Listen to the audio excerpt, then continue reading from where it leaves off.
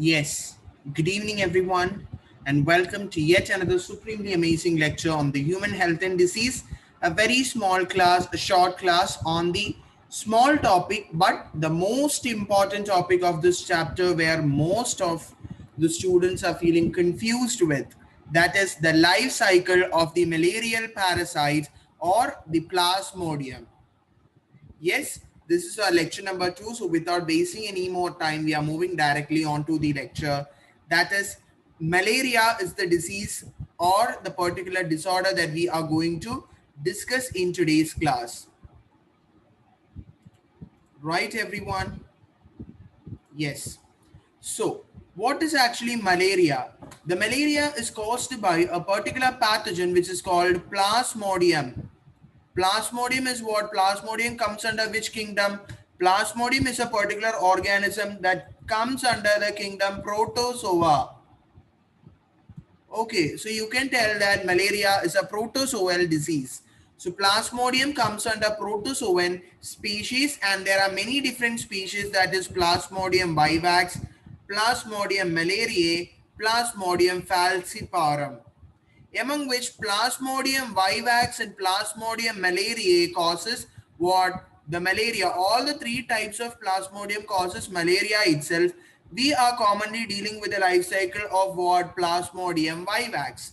And in similar context to that, we have Plasmodium falciparum, which is very important MCQ, causes the most serious, what do you mean by the most serious? Malignant malaria. That is malignant tumor, benign tumor. Malignant means cancerous. Malignant tumors, you will call it as cancerous tumors. Or malignant means that are not good, which are serious, dangerous one. So this Plasmodium species, that is Plasmodium falciparum, causes the most treacherous or the most dangerous type of malaria, that is the Plasmodium falciparum, and this is a previous year repeated MCQ question for your NEET exam. Okay, next is the mode of transmission. The malaria is transmitted by the bite of the female Anopheles mosquito. Female Anopheles mosquito, Culex mosquito we studied. Culex mosquito is filariasis or elephantiasis in the last class. So those who haven't watched it, plus it is there in our community page, don't forget to watch it. Culex mosquito spreads what? It is a vector for filariasis. It carries the pathogen Wuchereria bancrofti or Wuchereria malayi also it may transmit. Next, the main symptom is chill and fever. When you are getting caught of the malarial fever, you will be having chill and high fever recurring in every 3 to 4 days. In every 3 to 4 days, you will have what? The chill and the fever. And why it is caused, we are going to study in detail about it. And actually, I'll tell you the cause for that. It is actually caused due to a particular substance, release of a particular thing, that is hemozoin. What do you mean by hemozoin? It is a toxin released by the plasmodium. So guys, the plasmodium, through the bite, the plasmodium, this particular microbe, that is a particular protozoan of plasmodium. This is actually the plasmodium. And what does this plasmodium do? These plasmodium just resides inside the salivary gland of the mosquito, female Anopheles mosquito. So when these come and bites a healthy human being for sucking out the blood, what happens? This particular pathogen, that is the plasmodium, it injects its saliva also. Why it is injecting the saliva? We know that whenever our blood is taken out, whenever a cut is there in our body, what happens? Clotting will take place. Exactly like that. When you, I don't know how many of you have seen the lecture for excretory system completely. There I have told you a point. During the process of dialysis, what happens? In the dialysis tube or the dialysis machine, a particular anticoagulant called heparin is also added in order to prevent the clotting of blood.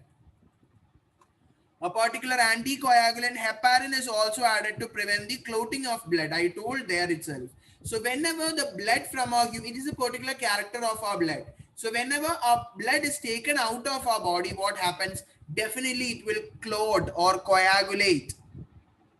So in order to avoid, so exactly that is what happens in case of mosquito bite also. They will suck out the blood from our body, right? So at the time of sucking out of our blood, what happens? They will inject their saliva into our blood. In order to prevent the coagulation, in order to prevent the clotting, they will add their own saliva, which prevents the coagulation of our own blood. So I told you that the Plasmodium protozoan is residing inside the salivary gland of the Plasmodium. Have you understood how such a tremendous, through a complete cyclical process, it is going to come inside the humans? It is not going to come directly. Every minute thing God has created, every minute thing with their own aims and objectives, right? So the God has created that mosquitoes. Mosquito will bite on humans if it carries a pathogen of Plasmodium. What happens? They should inject their saliva also. This particular protozoan resides inside the salivary glands. So through the bite only, they can transmit it inside the human body, and certain sequences happens inside the human body, which we'll discuss, right? Are you feeling it is amazing? That is, this disease is not amazing, okay? Most serious, one of the most serious disorder which can even lead to death, malaria, can even lead to death of our body, because all the red blood cells of our body, the liver gets damaged due to malaria. I'll show you how it is going. Okay, so this is a particular flowchart that I have made for you. So please take a screenshot for this particular. If you can, 1 second, I'll write about something also, then you can take a screenshot. After this is the human host. So mosquito host in one area, human host in another area. Clear? Have you all taken the screenshot for this? Yes. Thank you so much. So let's begin with the life cycle of Plasmodium. What is Plasmodium? The malarial parasite. The mosquito, that is which kind of mosquito? The female Anopheles mosquito. It bites a human being. Okay, through its piercing type, what happens? It sucks the blood. It sucks the blood of the human. It sucks the blood of the human. Yes, everyone. So when it at the time it sucks the blood of the human, it will release its salivary juice. It will release its salivary juice into the human blood, and the pathogen may be present in its saliva. Okay, the pathogen may be filled in its salivary gland, which is also passed on to our body. So this is the pathogen, you suppose. Okay, so this pathogen, which is in the form of a particular parasite, that is known as sporozoite. Important MCQ question, guys. They will give you the sequence like this and will ask you to arrange the following in the correct order. Or they will give you 4 sentences and they will ask you to write which of the following takes place inside the human host. An important one, Plasmodium has 2 different hosts, mosquito and human being. So very important, another set of MCQ, that is the particular Plasmodium vivax. So the Plasmodium microbe enters our body as a particular parasite, that is sporozoite. The sporozoite will directly come on to the liver. Okay, the sporozoite is directly going to come and attack our liver. These parasites, which are in the form of sporozoites, they are coming and what? They are going to infect our liver, and they are transported by the blood. Then what happens inside the liver? Asexual reproduction takes place. Guys, you have to know this particular point, that is the Plasmodium first affects the what? Plasmodium first gains its entry into the blood, into the liver, where they undergo the first asexual reproduction. And one important point, in human beings, you could see only asexual reproduction of the virus, not virus, the protozoan. Clear? Don't get confused with virus, protozoan, bacteria, everything. Plasmodium, protozoan, we have studied in biological classification. Yes. So asexual reproduction number 1 of the sporozoite takes place inside the liver cell. When this asexual reproduction takes place, after the process, the particular liver cell will burst. The particular liver cell will burst. Okay, look, the particular liver cell will burst, giving rise to new set of microbes inside our body, and they release that particular thing into our blood. Next, second set of asexual reproduction takes place in the RBC. So as soon as these get entered into our blood, what happens? They are going to infect your RBC or the red blood cells. Okay, they are going to infect our RBC or red blood cells. What happens? The particular protozoan, it enters the RBC, and what happens? It multiplies tremendously inside the RBC, and inside the RBC it causes the bursting of the RBC or the red blood cells, which causes the release of a particular substance called hemoglobin. 25 times repeated MCQ question. Have you all taken down? In your NCRT, it is like a paragraph where sometimes you may feel it's difficult to understand. I have made it out as a table for you. So please study this table. And if you can just write like this in a plain sheet of paper using some sketch pens, color pencils or whatever. And then no need to draw any diagram. You have to split it, mosquito host, human host, and can write it sequentially like this and paste it along with your class 12 NCRT along with the topic of Plasmodium life cycle. So whenever you come to that particular one paragraph, instead of reading that one paragraph, direct NCRT statements, you can read this. So it will be perfect, paka clear for you. So this hemoglobin causes the cycle of fever and other symptoms. So till now you have understood, I hope. Till now you might have understood, I hope. Yes, everyone. So the particular asexual reproductive product are ready inside the RBC, inside our body. The RBC have burst also, releasing hemoglobin. And what happens? Some of them will affect. And now what is the condition of our body? Our body is completely filled with this particular plasmodium. So the set of particular released RBCs release a particular set of asexual reproductive structures, right? So these particular structures, they will go and infect the next RBC. The particular some particular cells will get and inform the next liver cell. Okay, so cycle is happening inside our body also. At the same time, what happens? Another mosquito is coming and biting. Another mosquito coming and biting the infected person. So this was a healthy person. Now this is an infected person. Now this is an infected person. So another mosquito, this is another mosquito. Okay, just consider this as another mosquito. So another mosquito comes in biting the infected person. What happens? It will suck the blood. So through the blood, what happens? This particular plasmodium enters that mosquito also. So we are going to study the life cycle of Plasmodium protozoan inside the mosquito host. So the gametocyte which are released from the RBC, I told you that a particular reproductive structure released by the RBC, that is named as gametocyte. Very important. That is a previous year MCQ. Name the type, name the structure that is released by the human body into the mosquito host. Gametocyte. So these gametocyte means male gamete is there, female gamete is there, but they are not capable of fusion.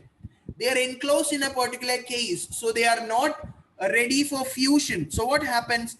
They enters the mosquito host, and the female mosquito, no male mosquito, female mosquito suck the blood of an infected person which is filled with the particular reproductive structure of gametocyte. When it gains its entry into the mosquito's body, the particular, I told you that they are covered, right? So the covering breaks, and the male gamete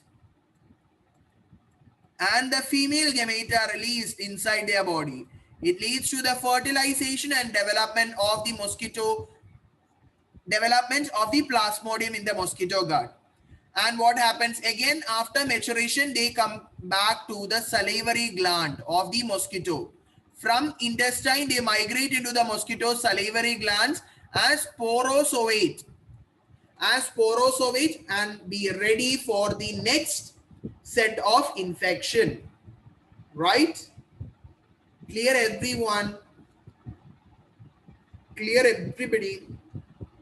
Very easy. I have made it easy for you. Let's have a video. I'll show you a video. There will be sound will be low, but I'll show it.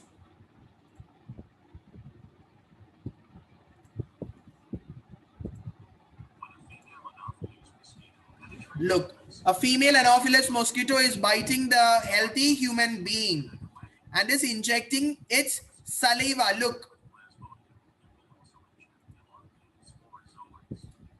Look guys, this is the sporozoate and that is present. I'll show you. Look, it is present in the salivary gland of the mosquito. It is present in the salivary gland of the mosquito. Look, present in the salivary gland of the mosquito, and that is going to inject it into the human body. So these are the sporozoates, spindle shaped sporozoate. You can have a look at their shape also. Look how it is going to get transmitted into the human body.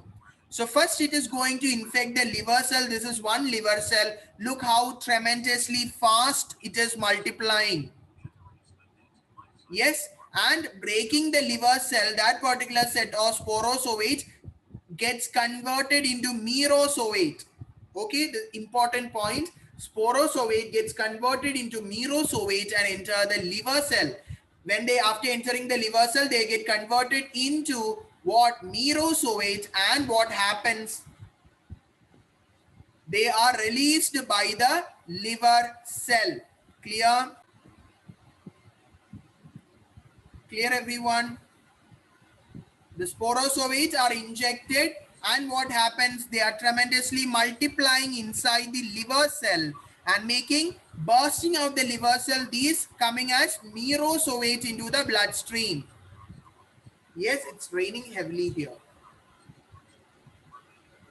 So these merozoates are coming on to the erythrocyte or the RBC for next stage of its life cycle. That is, it is going to get tremendously multiplied as a ring tropozoate. So sporozoate, merozoate, tropozoate, shisson. These are the different parts.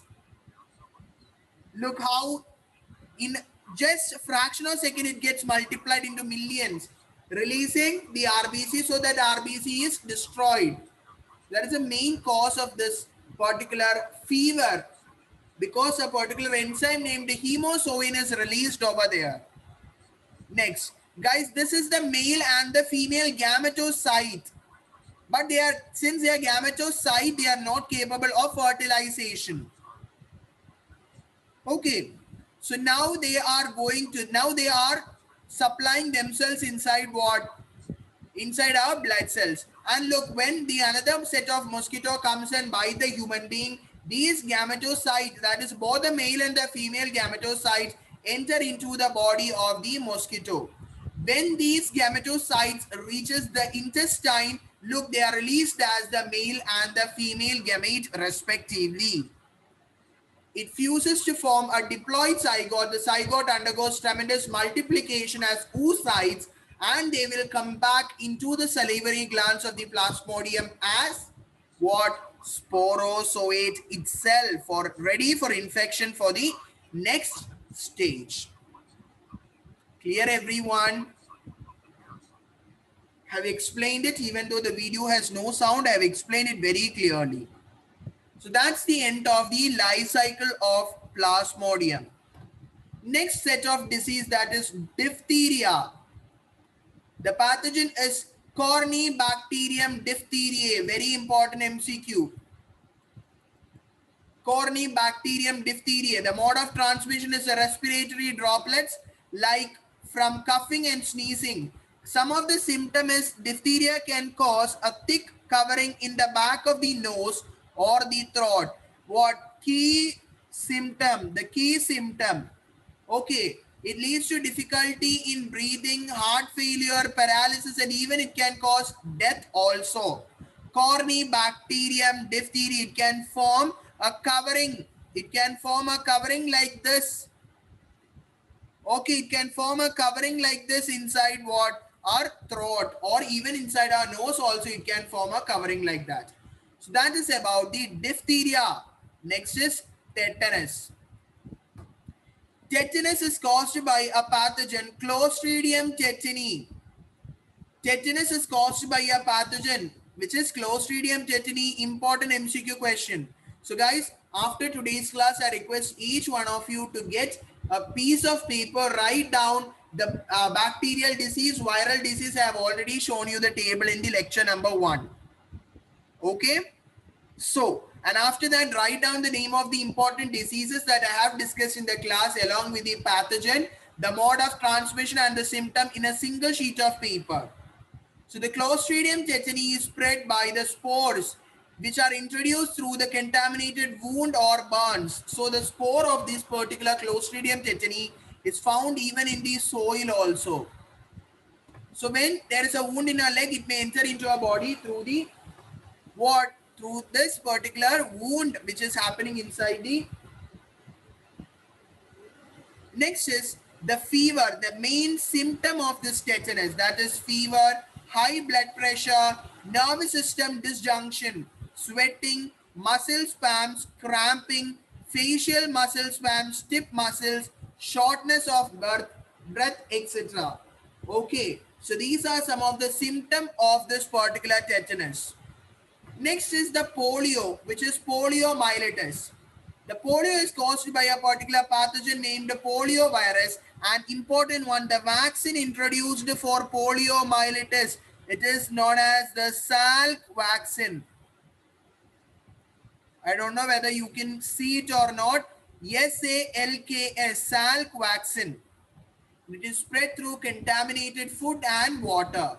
The symptom is fatigue, fainting, fever, wasting away, muscle weakness, loss of muscle cure, headache, nausea, slow growth, etc. The polio virus destroys the nerve cell neurons in the spinal cord. That is why it is going to cause what? Paralysis, because the spinal cord is going to get affected. Influenza is the next disease caused by a pathogen, influenza virus. The mode of transmission, it is a direct contact, large respiratory droplets by contacts with contaminated objects even can cause influenza. Influenza virus, important question, direct MCQs. It includes fever, chill, muscle aches, cough, congestion, running nose, headache, fatigue, loss of appetite, body ache, sweating. So guys, all these can be a question. It's not sure whether tetanus, influenza can all be a disease, but the things or the diseases that we discuss first is very important. Polio vaccine is very important question. Salk vaccine, 50-25 times repeated AIMS question. So guys, that's the end of this particular lecture. So bye-bye. See you in the next class. Don't forget to like, share and subscribe our wonderful channel, BioPoint, stream the world of bio. Bye-bye guys. Take care.